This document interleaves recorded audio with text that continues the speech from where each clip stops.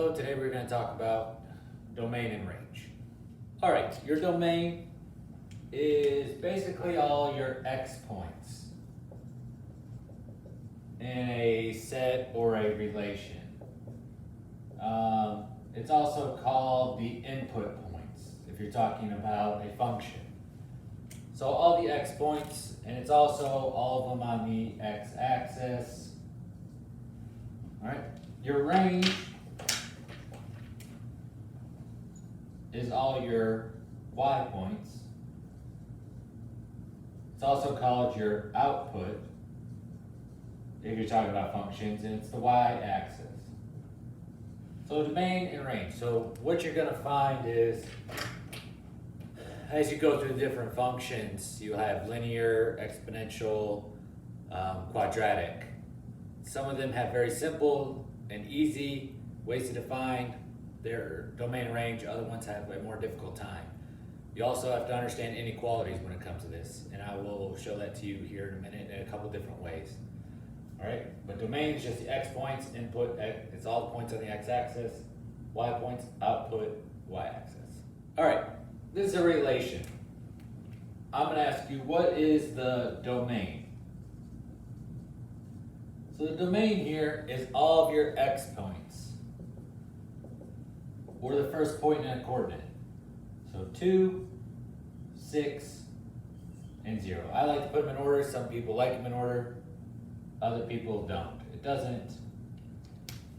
I would always put them in order if I were you, just in case whatever you're asking wants them in order. Some people don't care. Other people do. So your range is just all your Y points. So -2, 4, and 5. That's how you find the domain and range of a relation such as this. You just write all the points out that are your X's, and those are your range. All right, here's our second example of finding domain and range. I like to put something over my X points just so I don't miss it, and then go in order. So I have -6, 0, 0, 0. So I'm gonna put my -6 first. And then I have a bunch of zeros. You only have to put it in once. I don't have to put 0, 0, 0. So this is just -6 and 0 is my domain. Y, Y, Y. So I have 4, -2, 3, and 9. So -2, 3, 4, and 9. And that is my domain and range for this relation. I got it. All right. All right, so here we go. Here's a line on a graph. And I'm asking what my domain and range is, and this is just of a linear function. I'm gonna do another video over quadratics and set notation and stuff like that, and interval notation. So here, I have a line going on forever and ever, and this is a linear function. In a linear function, you're just gonna have a straight line that goes both ways.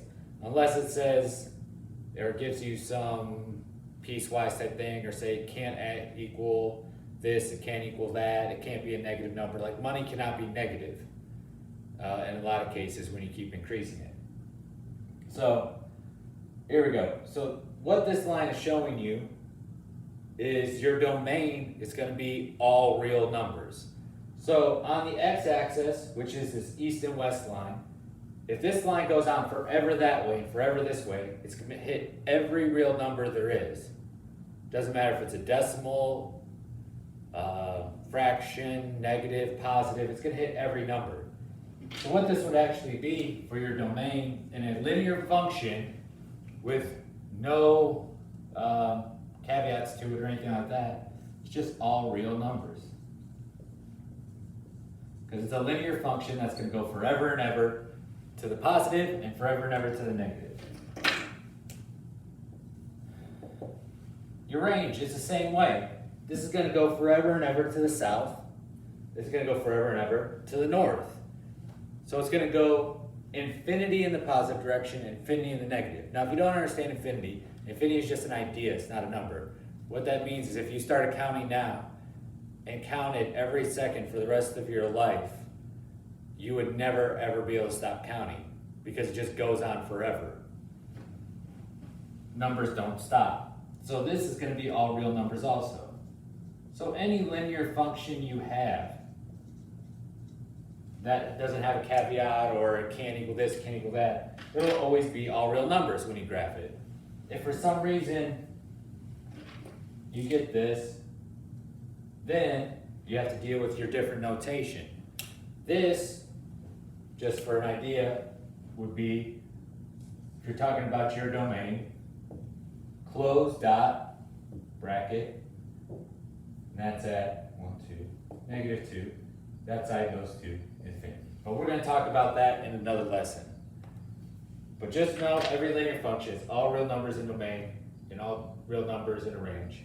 And this is not right if you actually have a function such as, so say we said our function was y, or f of x equals 5x plus 2. All right, that's going to go on forever and ever both directions. It doesn't say it can't equal something. All right, this has been super basic domain and range. I hope it helps and good luck.